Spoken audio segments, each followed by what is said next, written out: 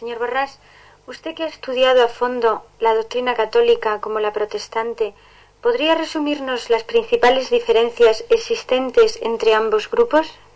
Hoy en día resulta difícil saber qué es lo que creen los católicos, ya que a partir del Concilio Vaticano II son muchas las personas que, permaneciendo dentro de la Iglesia Católica, no están de acuerdo del todo con las doctrinas enseñadas por la jerarquía. Sin embargo, al querer hacer un estudio comparativo entre las enseñanzas de la Iglesia Católica y las que se dan en las iglesias evangélicas, hemos de ceñirnos necesariamente a lo que sigue siendo la doctrina oficial mantenida y proclamada por la jerarquía católica, aun siendo conscientes de que muchas personas, tanto entre los laicos como entre el clero, están en completo desacuerdo con algunas de ellas. Por lo que yo veo, usted hace una distinción clara entre los protestantes y los evangélicos. ¿Y cuál es la diferencia?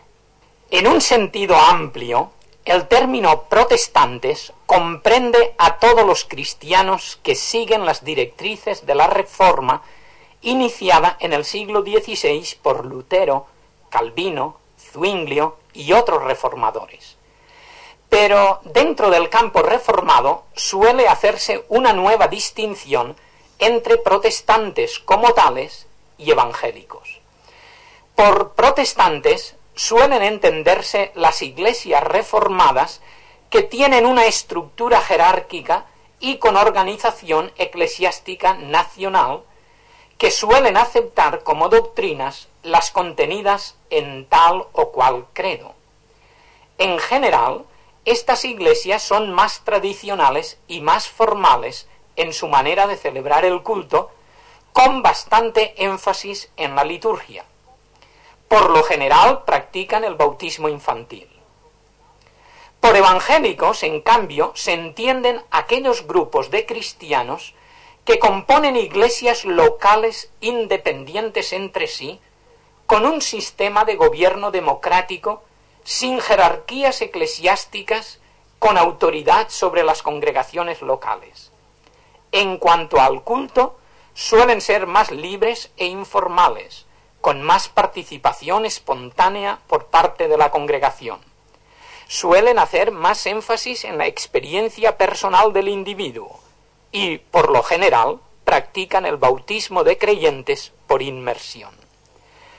Quizá podríamos reducir a 5 los principales puntos que diferencian a los católicos que siguen la enseñanza oficial de su iglesia de los evangélicos en general, aunque dentro de cada uno de estos 5 puntos haya otras divisiones o subpuntos.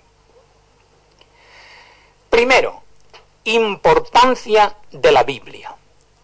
La primera gran diferencia entre católicos y protestantes consiste en la importancia que la Biblia tiene para cada uno de estos grupos. Mientras que los evangélicos y los protestantes en general consideran las Escrituras como la única norma de fe y conducta, atribuyendo a la Biblia la autoridad final con respecto a todos los asuntos referentes a la fe y a la moral, los católicos admiten una cuádruple fuente de inspiración. Primera, las Escrituras interpretadas de acuerdo con el magisterio de la Iglesia. Segunda, la tradición, es decir, aquellas enseñanzas transmitidas por los apóstoles a los primeros cristianos y que fueron pasando de unos a otros sin que hubiesen quedado escritas en la Biblia. Tercera, las declaraciones de los romanos pontífices cuando éstas son proclamadas ex cátedra, con respecto a la fe y a la moral.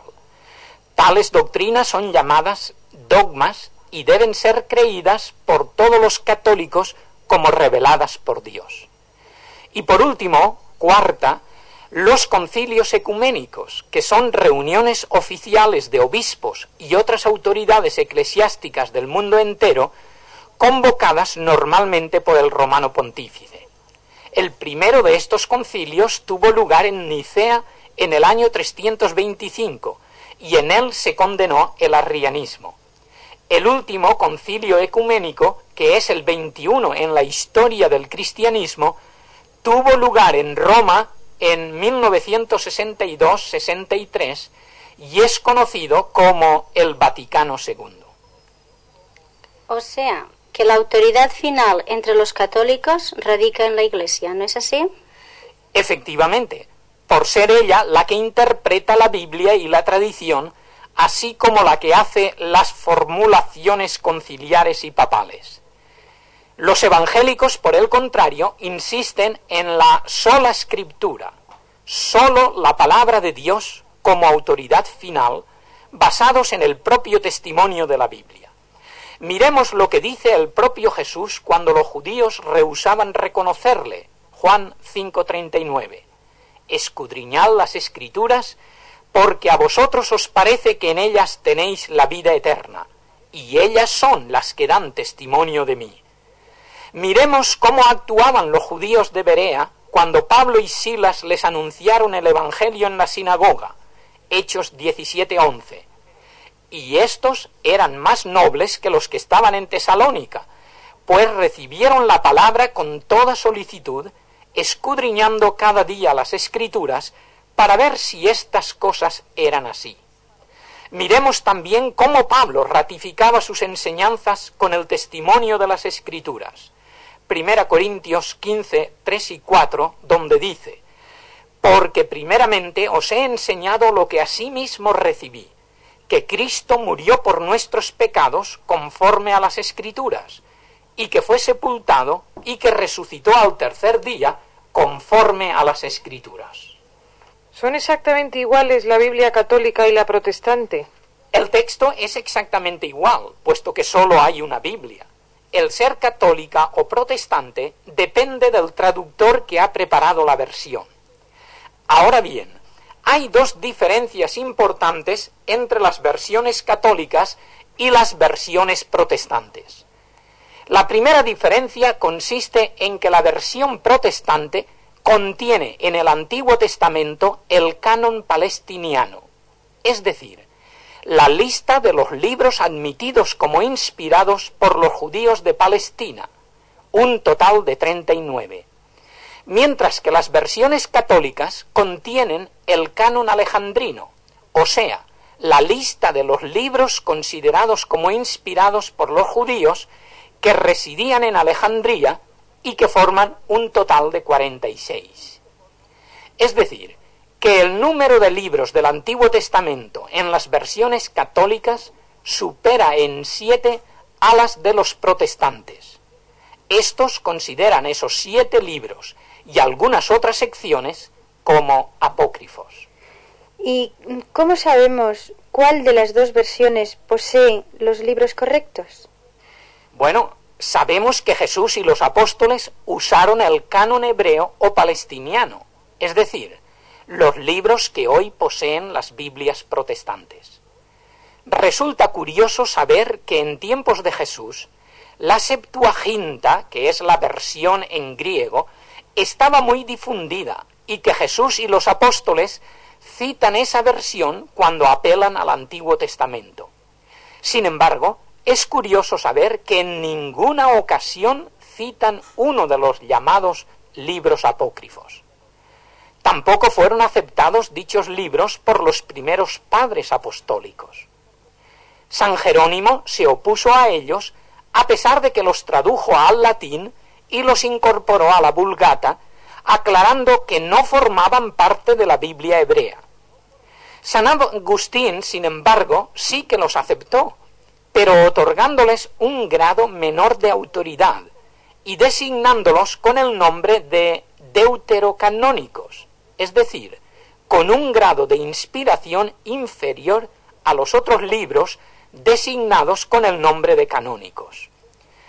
Debido a la influencia de San Agustín, esos libros fueron aceptándose más y más, hasta que en el Concilio de Trento, en el año 1546, fueron reconocidos con el mismo grado de inspiración que los canónicos, ya que en ellos podía encontrar la Iglesia romana base para algunas doctrinas, como la de orar por los difuntos, rechazadas por los reformadores por no encontrar apoyo para las mismas en los libros canónicos. ¿Y cuál es la otra diferencia?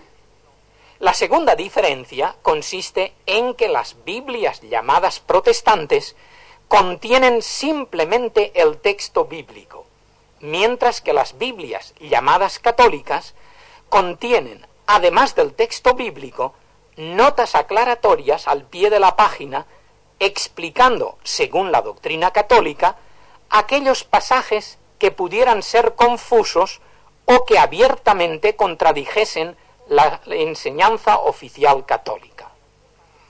¿Podría usted aclarar eso con algún ejemplo? Pues sí, ¿por qué no? En Éxodo 20, 4 y 5 se dice en el texto bíblico: «No te harás imagen ni ninguna semejanza de lo que esté arriba en el cielo, ni abajo en la tierra, ni en las aguas debajo de la tierra. No te inclinarás a ellas ni las honrarás, porque yo soy Jehová tu Dios, fuerte, celoso, que visito la maldad de los padres sobre los hijos hasta la tercera y cuarta generación de los que me aborrecen». Como que el texto se opone a la práctica católica de hacer y venerar las imágenes de María y de los santos, al llegar ese pasaje, algunas versiones católicas ponen una nota aclarando que esa prohibición estaba bien para Israel, que fácilmente podía caer en la idolatría de los pueblos vecinos que adoraban a muchos dioses, pero que tal prohibición no tiene razón de ser hoy en día, porque los cristianos saben que sólo hay un Dios y por lo mismo las imágenes no son adoradas. Otro ejemplo sería el de Marcos 3:31 y 32, donde se menciona a los hermanos de Jesús. En algunas versiones católicas se pone una nota aclarando que, aunque se habla de hermanos de Jesús, hay que entender que eran primos o hermanastros. ¿Podría citar los nombres de esos libros apócrifos, por favor? Pues sí, los libros apócrifos son los siguientes: Tobías, Judith, Sabiduría, Eclesiástico, Baruch, Primero y Segundo Macabeos, además de 6 capítulos y 10 versículos añadidos al libro de Esther y también al segundo capítulo de Daniel. Ahora, la segunda gran diferencia, muy relacionada con la anterior, consiste en la doctrina del papado. Los cristianos evangélicos creemos que la autoridad con respecto a los asuntos que conciernen a la fe, a la doctrina y a la vida espiritual de la Iglesia está, tal como dijimos antes, en las Sagradas Escrituras y en el Espíritu Santo, que es su autor y quien ilumina a los creyentes que, en actitud humilde y reverente, leen y estudian esas Escrituras para conocer la verdad y la voluntad de Dios. La Iglesia Católica afirma, por el contrario, que es ella y solamente ella la que posee esa autoridad, ya que es la única guía infalible y que, por lo tanto, sus interpretaciones, sus dogmas y sus decisiones o leyes deben ser aceptados y creídos. Esta autoridad de la Iglesia está centralizada en la persona del romano pontífice, el cual, cuando habla ex cátedra con respecto a la fe y a la moral, es infalible desde el punto de vista católico. ¿Quiere decir que el Papa no se equivoca nunca? No, el Papa es un hombre como los demás y puede equivocarse como cualquier otro si habla de ciencia o de cualquier cosa que no sea la fe y la moral. Ahora, si habla de estos temas y lo hace ex cátedra, es decir, como el jefe de la Iglesia Católica, sus decretos se convierten en artículos de fe y deben ser aceptados por todos los buenos católicos. ¿Y esta doctrina se ha creído siempre así? No. Dentro de la Iglesia Católica, el concepto de infalibilidad ha variado en el transcurso de los siglos. Al principio se creía que la Iglesia como tal era infalible. Después se enfatizó que la infalibilidad residía en los concilios ecuménicos, esto es, cuando los obispos del mundo entero, o una gran parte de ellos, estaban reunidos y tomaban una decisión sobre doctrina que era respaldada por el Papa, su acuerdo era infalible. Desde el año 1870, en el primer Concilio Vaticano, el Papa Pío IX proclamó, ante la oposición de muchos obispos ilustres, pero con el apoyo de la mayoría, que el Papa, al hablar como maestro de la Iglesia sobre la fe y las costumbres, era infalible. La proclamación del dogma de la infalibilidad terminó con estas palabras: y si alguno tuviera la osadía de contradecir nuestra definición, sea anatema, es decir, sea considerado como un hereje. Pero, ¿en qué pasaje de la Escritura basa la Iglesia Católica esta doctrina? El pasaje clave en el que se quiere fundamentar tan importante doctrina es Mateo 16-18, en el que Jesús, después de que Pedro le confesase que era el Hijo de Dios, le dice: y yo te digo que tú eres Pedro, y sobre esta piedra, el original dice roca, edificaré mi iglesia, y las puertas del infierno no prevalecerán contra ella. En estas palabras de Jesús se quiere ver que Pedro fue constituido en la piedra fundamental o cimiento de la iglesia, y que cuando él murió dejó a su sucesor, el obispo de Roma, todos los privilegios que él tenía, esto es, ser el jefe supremo de la cristiandad y vicario de Jesucristo. Pero la verdad es que una sana exégesis del pasaje no da pie para sacar tales conclusiones, ni se deduce que Pedro sea la cabeza de la Iglesia, ni que Pedro hubiera sido obispo de Roma, ni siquiera que estuviera en Roma, ni que, en el caso de haberlo sido, sus sucesores gozaran de los mismos privilegios. Sabemos que, como afirma Pablo en Efesios 5:23, Cristo es la cabeza de la Iglesia, la cual es su cuerpo y Él es su Salvador. La frase que ha dado lugar a esta interpretación católica es: sobre esta piedra edificaré mi iglesia. La Iglesia de Roma dice que la piedra es Pedro, y después de él, cualquier otro papa. Pero la frase no fue entendida así por él, que nunca reclamó tal autoridad, ni por los otros apóstoles, quienes nunca le reconocieron tal jurisdicción y le reprendieron cuando no actuó correctamente, ni por los padres de la Iglesia, que entendieron que la roca sobre la que se funda la Iglesia es la confesión hecha por Pedro, es decir, el reconocimiento de que Jesús es el Hijo de Dios. Esto es lo que creemos los evangélicos, ya que tanto por el contexto como por otros lugares paralelos, Jesucristo es la piedra angular sobre la que se levanta la Iglesia. Podemos leerlo en Mateo 21:13, también en los versículos 33 al 46 de ese capítulo 21 de Mateo, y en la primera carta del apóstol Pedro, en el capítulo 2, versículos 7 y 8. Pablo afirmó, sin lugar a dudas, que nadie puede poner otro fundamento que el que está puesto, el cual es Jesucristo, tal como leemos en 1 Corintios 3:11. Entonces, ¿cuál es la autoridad suprema para los evangélicos, ya que ellos no creen en un papa? El gobierno por el que se rigen las iglesias evangélicas es el gobierno democrático compuesto por el conjunto de los creyentes bajo la dirección del Espíritu Santo y a la luz de las Escrituras. Cristo y sólo Él debe ser el Señor de la Iglesia.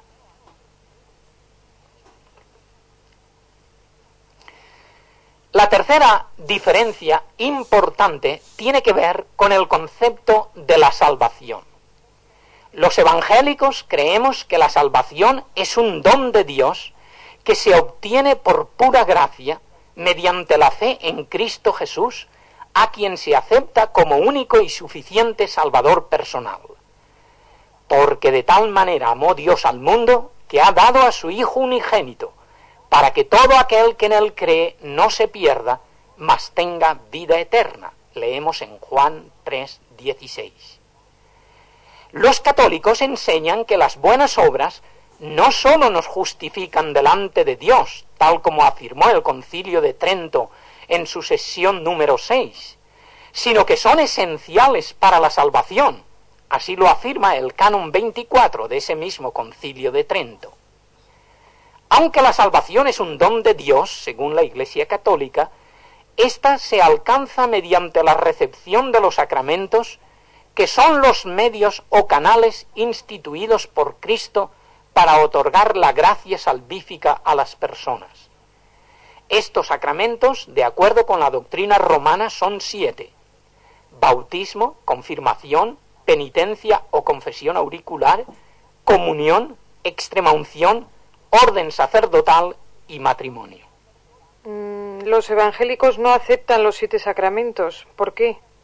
Sencillamente porque en la palabra de Dios solamente se hace mención de que Jesús instituyó 2 ordenanzas para que fuesen practicadas por sus seguidores. Estas ordenanzas son el bautismo y la cena del Señor. ¿Es lo mismo ordenanza que sacramento? Los evangélicos preferimos dar el nombre de ordenanza en lugar de sacramento para quitar la idea de que la práctica del bautismo o de la participación del pan y del vino otorgue gracia divina de forma automática. Entonces, para los evangélicos, ¿las ordenanzas no producen gracia? No en el sentido en que lo enseña la Iglesia Católica. Nosotros creemos que tanto el bautismo como la cena son simples actos simbólicos. El bautismo es una manifestación externa de una experiencia interna acontecida a la persona que se ha reconocido pecadora y ha aceptado a Cristo como a su Señor y Salvador. Mediante el acto de bajar a las aguas, la persona está testificando ante cuantos le ven que ha muerto a su vida de pecado para empezar a vivir una nueva vida en Cristo de acuerdo a las enseñanzas de la palabra de Dios. ¿Y la cena? La cena del Señor, llamada también comunión, es un memorial instituido por el Señor la noche en que fue entregado y que nos ordenó que lo celebrásemos en recuerdo suyo, tal como leemos en 1 Corintios 11, 24 y 25, cuando Jesús repite: «Haced esto en memoria de mí». Pero, así como el agua en el bautismo es un simple símbolo de la limpieza espiritual realizada por Cristo en el creyente, así el pan y el vino en la cena del Señor son simplemente pan y vino que simbolizan el cuerpo de Cristo y su sangre derramada para obtener el perdón de nuestros pecados. ¿Y todos los protestantes creen esto? Bueno, en esto hay que distinguir entre protestantes y evangélicos. Aunque todos los protestantes rechazan la doctrina de la transubstanciación, es decir, que el pan deje de ser pan para convertirse en el cuerpo de Cristo, y el vino deje de ser vino para convertirse en la sangre de Cristo, algunos protestantes, siguiendo a Lutero, admiten que junto al pan y el vino se encuentra la presencia de Cristo, designando este hecho con el nombre de consubstanciación. Los evangélicos en general rechazan tanto la consubstanciación como la transubstanciación, afirmando que el pan sigue siendo solo pan y el vino solo vino, pero simbolizando el cuerpo y la sangre del Señor que murió en la cruz del Calvario por nuestra redención. ¿En qué se basa tanto la doctrina de la transubstanciación como la de la consubstanciación? Se basa en la palabra es que aparece en el texto, tanto en castellano como en el inglés. Jesús dijo: «Esto es mi cuerpo, esta es mi sangre». Pero debemos decir que Jesús hablaba un dialecto del arameo en el que el verbo solía estar tácito. Por lo tanto, las palabras de Jesús deben entenderse así: «Esto mi cuerpo». supliendo el verbo por significa, representa, simboliza, etc. Cuando tras la multiplicación de los panes y los peces en el desierto, Jesús se presenta como el pan de vida bajado del cielo y dice que el pan que Él nos da es su carne, los judíos no podían entender esas palabras en sentido literal, como leemos en el versículo 52, donde leemos que los judíos contendían entre sí diciendo: ¿cómo puede éste darnos a comer su carne? El propio Jesús da la interpretación a sus palabras en el versículo 35, al decir que el que acude a Él no tendrá hambre, y el que en Él cree no tendrá sed jamás. Jesús dijo en otras ocasiones afirmaciones similares como: yo soy la vid, yo soy la puerta, yo soy el camino, etc., que nunca fueron tomadas en sentido literal, sino en el metafórico, como debe tomarse en el caso de Jesús como el pan de vida, es decir, el Hijo de Dios que satisface plenamente el hambre espiritual que hay en el corazón humano, tal como leemos en el capítulo 6 del Evangelio de Juan. Si los evangélicos creemos que somos salvos solo por la fe, ¿en qué lugar quedan las buenas obras? Los evangélicos creemos que las buenas obras son el fruto y la manifestación de la salvación que hemos obtenido en Cristo Jesús. Hacemos buenas obras no para ser salvos, sino porque somos salvos. Por amor a Él y en obediencia a sus preceptos, hacemos lo que Él ordena en su palabra. En Efesios 2:10 leemos: porque somos hechura suya, creados en Cristo Jesús para buenas obras, las cuales Dios preparó de antemano para que anduviésemos en ellas. Jesús dice en Juan 14:15: si me amáis, guardad mis mandamientos. En otras palabras, así como un peral da peras y un manzano da manzanas, así un verdadero cristiano da frutos cristianos. De lo contrario, no es cristiano aunque lleve tal nombre. Esto es lo que quiere decir Santiago en su carta al afirmar que la fe sin obras es muerta, esto es, no existe.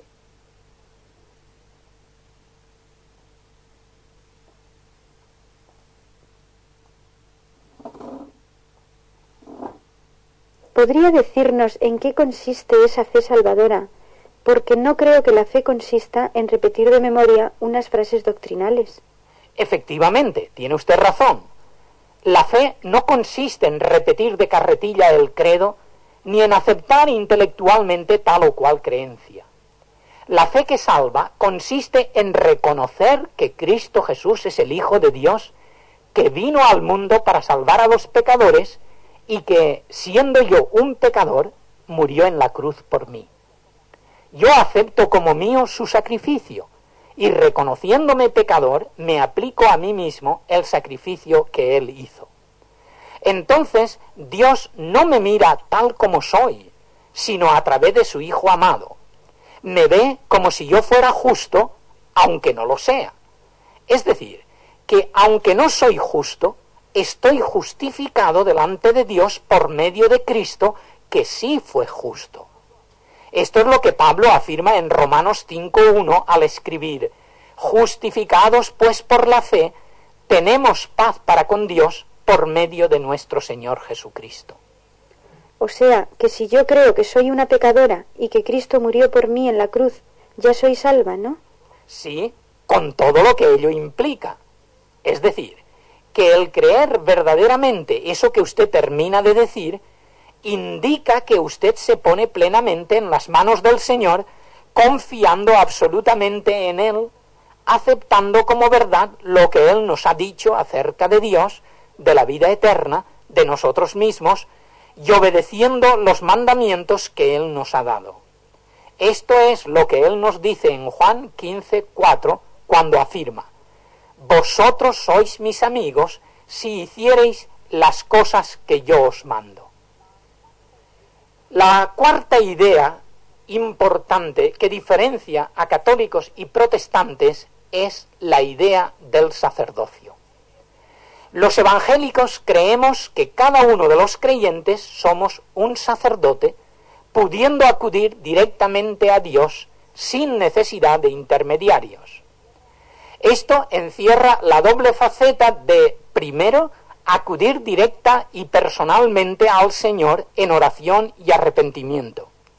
Y segundo, el compartir con los demás las bendiciones que de gracia hemos recibido. Ante Dios todos somos iguales. Esto es lo que conocemos con la expresión el sacerdocio universal de los creyentes y que tiene su apoyo bíblico en lo que dice el apóstol San Pedro en su primera carta, capítulo 2, versículo 9, al escribir: Vosotros sois linaje escogido, real sacerdocio, nación santa, pueblo adquirido por Dios, para que anunciéis las virtudes de aquel que os llamó de las tinieblas a su luz admirable. Los católicos creen en la existencia de una jerarquía que, partiendo del romano pontífice, sigue con los obispos, continúa con los sacerdotes y concluye con los fieles. Los privilegios y responsabilidades no son comunes a todos los grupos, sino que cada uno está subordinado al que le es inmediatamente superior. Existe una diferencia esencial otorgada por la ordenación entre el clero y el laicado. ¿Y los evangélicos no hacen esa misma distinción entre los pastores y los laicos? No. Un pastor, si es como debe ser, es un servidor de la grey al que la congregación ha separado para que dedique su tiempo al ministerio en sus diferentes facetas de predicación, visitación, enseñanza, exhortación, etcétera, etcétera. Es entre los miembros de la iglesia local primus inter pares, es decir, el primero entre iguales. Su autoridad es de servicio, y si no cumple fielmente, se le quita la confianza que en él se depositó y se busca a otro para que haga sus veces. ¿Se ordenan los pastores evangélicos o no? En algunos sitios sí y en otros no. Pero incluso donde se practica la ordenación, ésta no tiene el significado sacramental que le da la Iglesia católica. La ordenación de un pastor evangélico encierra la idea de reconocimiento por parte de la congregación y de los pastores que puedan intervenir en dicho acto, de que el ministro ordenado reúne las condiciones que la palabra de Dios requiere de las personas que han sido llamadas por Dios y que se encuentran en la primera epístola de San Pablo a Timoteo, capítulo 3, versículos 1 al 7. Dice así: palabra fiel, si alguno anhela obispado, buena obra desea. Pero es necesario que el obispo sea irreprensible, marido de una sola mujer, sobrio, prudente, decoroso, hospedador, apto para enseñar, no dado al vino, no pendenciero, no codicioso de ganancias deshonestas, sino amable, apacible, no avaro, que gobierne bien su casa, que tenga a sus hijos en sujeción con toda honestidad. Pues el que no sabe gobernar su propia casa, ¿cómo cuidará de la iglesia de Dios? No un neófito, no sea que envaneciéndose caiga en la condenación del diablo. También es necesario que tenga buen testimonio de los de afuera, para que no caiga en descrédito y en lazo del diablo. Yo quisiera que me aclarase 2 puntos con respecto a este tema del sacerdocio bajo el punto de vista evangélico. El primero es sobre la confesión. ¿Se confiesan los evangélicos o no? El segundo punto es el del matrimonio de los ministros evangélicos en contraste con el celibato de los sacerdotes. ¿Podría usted explicarnos un poco estos 2 puntos? Pues sí, pero vayamos por partes. En cuanto a la confesión, he de decir que no creemos en la confesión auricular por no encontrar base para ella en la Biblia. Ni San Pedro ni los demás apóstoles la predicaron ni la practicaron. Cuando el carcelero de Filipos preguntó: ¿qué es menester que yo haga para ser salvo?, la respuesta no fue: confiésame tus pecados y serás salvo, sino: cree en el Señor Jesucristo y serás salvo. Así lo leemos en Hechos 16, 30 y 31. Y es que, como decían los judíos cuando Jesús curó al paralítico en Capernaum, tras perdonarle sus pecados, ¿quién puede perdonar pecados sino solo Dios? Marcos 2, 7. Ahora bien, los evangélicos sí confesamos nuestros pecados al Señor, cosa que hacemos en ocasiones públicamente y frecuentemente en privado. La palabra de Dios dice en 1 de Juan 1:9, si confesamos nuestros pecados, Él, se refiere a Jesucristo, Él es fiel para perdonar nuestros pecados y limpiarnos de toda maldad. Ahora bien, ¿qué significa confesar? Confesar significa reconocer. El reo que confiesa ser un asesino o ladrón está reconociendo que él mató o robó tal y como se le acusa. El confesar nuestros pecados ante Dios es reconocer delante de Dios nuestras faltas y transgresiones, y esto es lo único necesario para obtener el perdón de nuestros pecados. Esto es lo que hacía el salmista cuando dice a Dios en oración: mi pecado te declaré y no encubrí mi iniquidad. Confesaré mis transgresiones a Jehová, y tú perdonaste la maldad de mi pecado. Así lo leemos en el Salmo 32, versículo 5. Esto es lo que nos dice el apóstol San Juan en su primera carta, capítulo 2, versículo 1, cuando nos aconseja: hijitos míos, estas cosas os escribo para que no pequéis. Y si alguno hubiere pecado, abogado tenemos para con el Padre, a Jesucristo el justo. Para concluir, le diré que la confesión auricular no fue declarada como artículo de fe hasta el año 1215. En cuanto a su segunda pregunta, esto es, sobre el matrimonio de los ministros evangélicos, en contraste con el celibato de los sacerdotes católicos, le daré 3 razones para apoyar la práctica evangélica. La primera razón es bíblica, la segunda histórica y la tercera ética. Como razón bíblica le diré que no creemos que los ministros del Señor deban estar sujetos a un celibato obligatorio y forzoso, cuando la Escritura enseña en Hebreos 13:4 que el matrimonio es honroso en todos. Y cuando el apóstol San Pablo dice en su primera carta a Timoteo 3, 2 al 5, es necesario que el obispo sea irreprensible, marido de una sola mujer, que gobierne bien su casa, que tenga a sus hijos en sujeción con toda honestidad, pues el que no sabe gobernar su propia casa, ¿cómo cuidará de la Iglesia de Dios?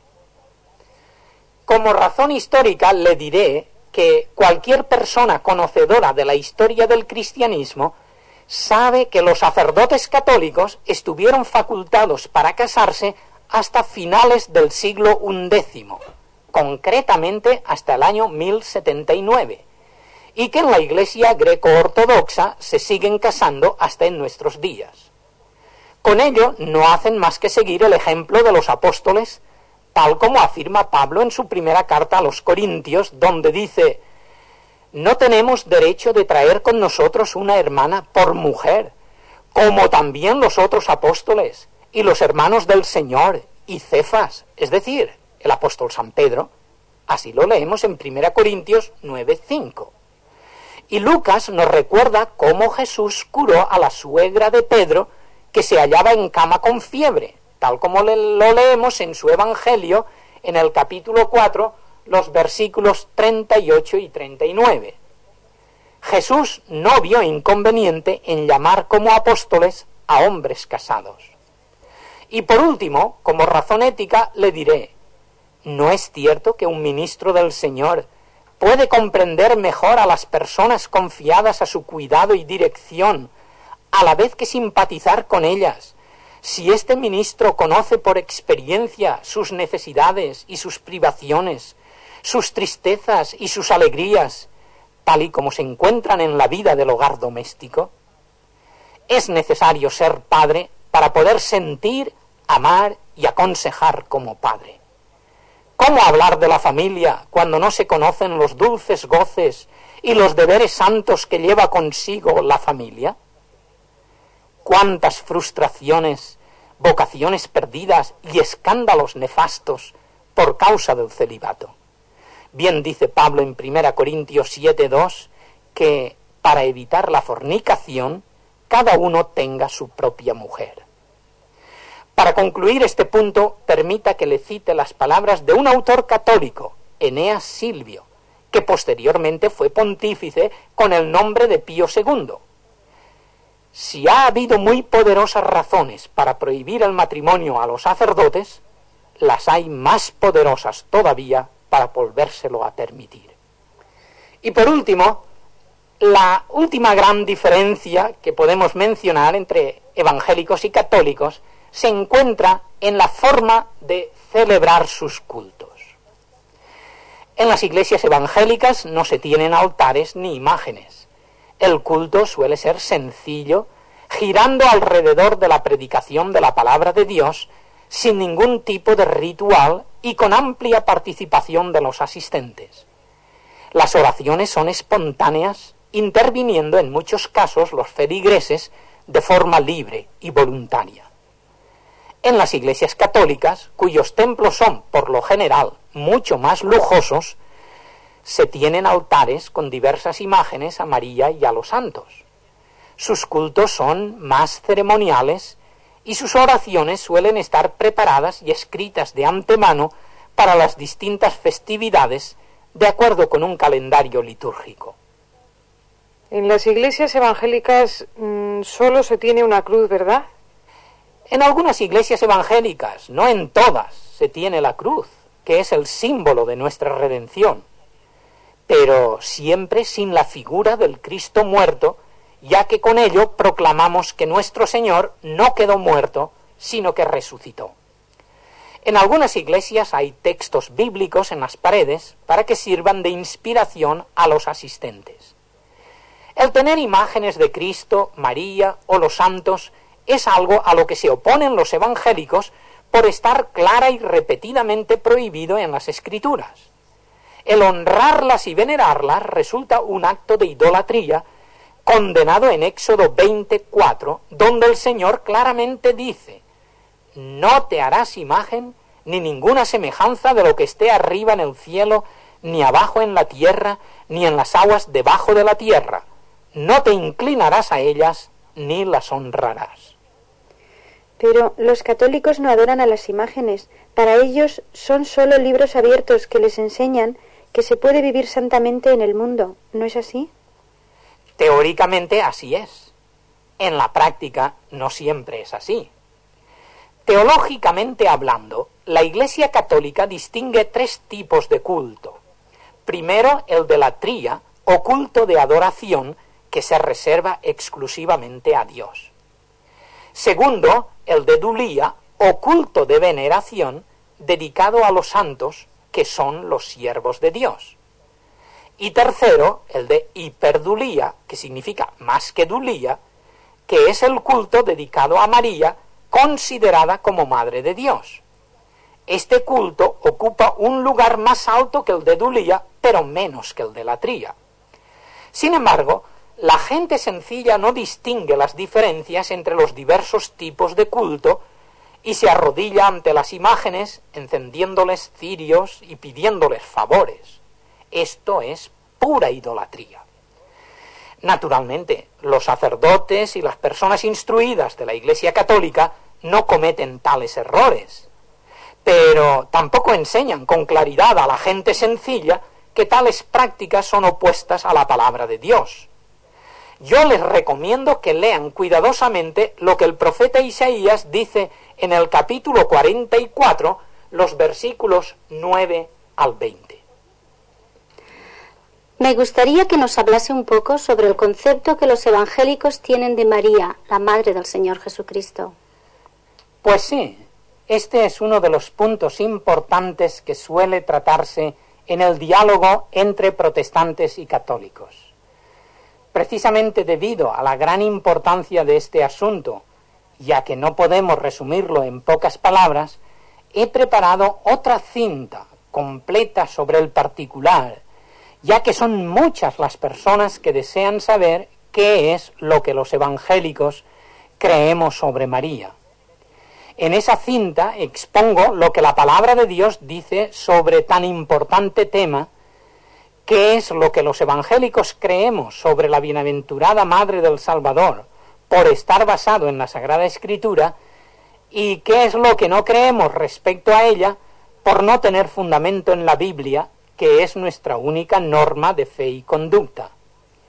En esa cinta, titulada Lo que los evangélicos creen sobre María, respondo a otras preguntas que también suelen ser corrientes en el diálogo entre católicos y protestantes, tales como si María tuvo otros hijos, en qué se basan los dogmas de la Inmaculada Concepción y de la Asunción de María a los cielos en cuerpo y alma, etcétera, etcétera. En las iglesias evangélicas tampoco se celebra la misa. ¿Podría decirnos por qué? En primer lugar, porque no creemos que la misa esté de acuerdo con lo que enseña la palabra de Dios, la cual dice en Hebreos 10:12 que Cristo, habiendo ofrecido una vez para siempre un solo sacrificio por los pecados, se ha sentado a la diestra de Dios. La expresión se ha sentado quiere decir que como oferente ha dejado de actuar y que, por lo tanto, con el sacrificio de la cruz es suficiente para la expiación de todos los pecados del mundo sin necesidad de repetir dicho sacrificio. La Iglesia Católica, sin embargo, insiste en que la misa es un sacrificio incruento en el que Cristo es inmolado todos los días.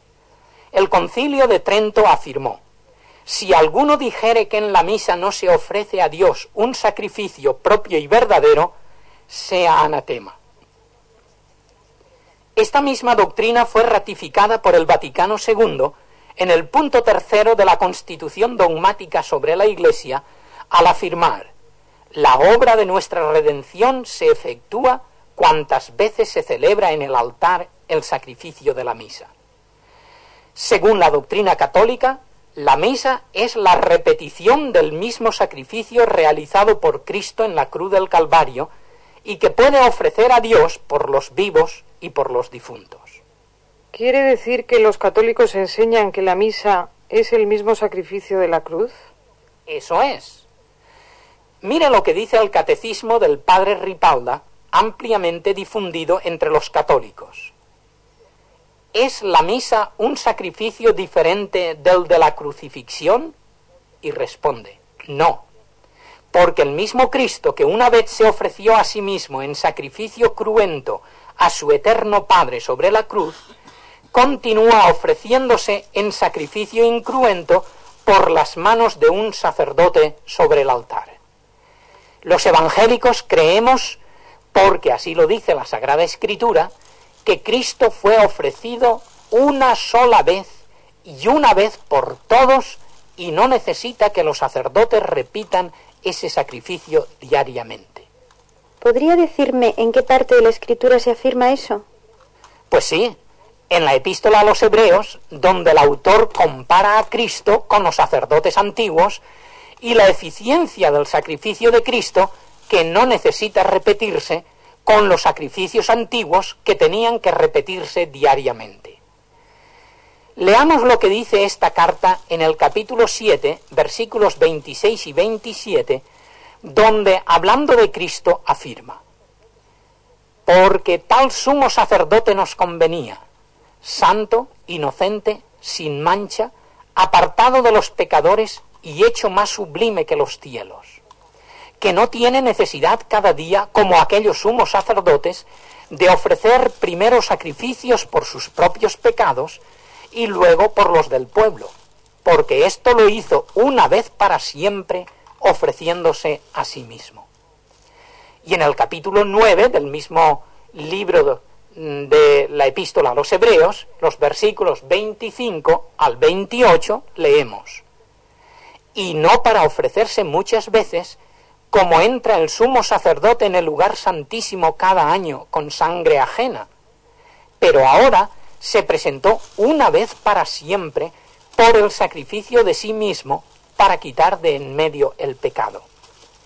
Y de la manera que está establecido para los hombres que mueran una sola vez, y después de esto el juicio, así también Cristo fue ofrecido una sola vez para llevar los pecados del mundo. No creyendo en la misa como sacrificio incruento que pueda ser aplicado a los difuntos, se comprende que tampoco los evangélicos crean en el purgatorio. ¿Podría explicarnos qué es eso del purgatorio y el por qué los evangélicos no creen en él? Sí, el purgatorio, dice el catecismo del padre Ripalda, que mencioné anteriormente, es un lugar de sufrimiento a donde los justos van después de la muerte a fin de purgar sus pecados veniales, los cuales allí satisfacen y luego van al cielo. Esto dice el catecismo. En cuanto al por qué los evangélicos no creemos en tal doctrina, le diré que porque de ella no hablan las Escrituras. Jesús habló repetidamente del cielo y del infierno, pero nunca mencionó el purgatorio. En la parábola del Lázaro y el hombre rico que se encuentra en Lucas 17, se lee que al morir, el pobre fue llevado por los ángeles al cielo, mientras que el rico fue llevado al infierno. No se nombra para nada el purgatorio. Es imposible que si existiese tal lugar purificador, la Biblia no hablase nunca de él.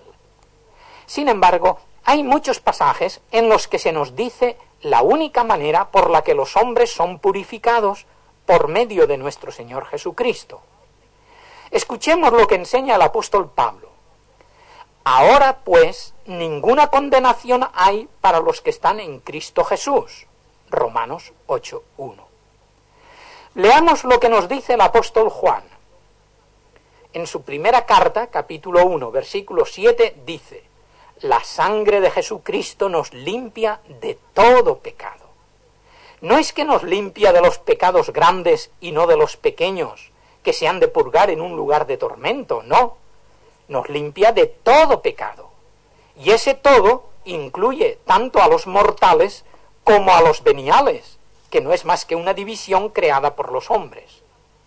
En 1 Juan 1:9 leemos: si confesamos nuestros pecados, y confesar, como hemos dicho antes, quiere decir reconocer, Él es fiel y justo para perdonar nuestros pecados y limpiarnos de toda maldad.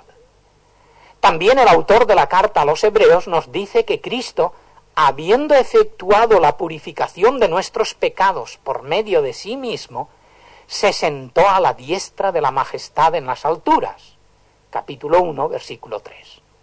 Si Cristo ha efectuado ya la purificación de nuestros pecados, ¿qué otra purificación necesitamos? O sea, como consecuencia de toda esta doctrina, los evangélicos no oran por los muertos, ni aceptan la doctrina de las indulgencias, etc. Así es. La palabra de Dios afirma que después de la muerte viene el juicio. Hebreos 9:27. No podemos creer en oraciones que tienen por objeto sacar a las almas de un lugar que no existe. El destino eterno se decide irrevocablemente en este mundo. Por eso decía Salomón en el libro del Eclesiastés: todo lo que te viniere a la mano para hacer, hazlo según tus fuerzas, porque en el sepulcro a donde tú vas no hay obra, ni justicia, ni ciencia, ni sabiduría. Del lado que caiga el árbol, de aquel permanecerá. Esto lo leemos en el capítulo 9, versículos 10, y también en el capítulo 11, versículo 3. Creemos que las oraciones aprovechan mucho a los vivos, quienes tienen oportunidad de arrepentirse y acudir a Cristo, pero no a los muertos que ya han comparecido ante el tribunal de Dios. Bien, señor Borrás, queríamos que nos diera un resumen de las principales diferencias entre evangélicos y católicos, pero más que un resumen nos ha dado una conferencia teológica. Vemos que es difícil resumir en pocas palabras tantas diferencias como hay, pues son diferencias importantes y que pertenecen a la esencia de la fe. Muchas gracias por el tiempo que ha empleado con nosotros. Gracias a vosotras por la oportunidad que me habéis dado de compartir con vosotras y con cuantos puedan escuchar esta charla estas diferencias que, como habéis visto y habéis dicho, son importantes y debemos distinguir con claridad, pues atañen a la esencia de la fe cristiana. Efectivamente, resulta difícil explicar todas estas diferencias en pocas palabras. Podría hacerlo, sin embargo, haciendo mía la frase proclamada por los reformadores del siglo XVI, quienes reducían sus doctrinas a sólo la fe, sólo la gracia, sólo la Escritura. Estas son las tres columnas de la Reforma sobre las cuales se basa la fe evangélica.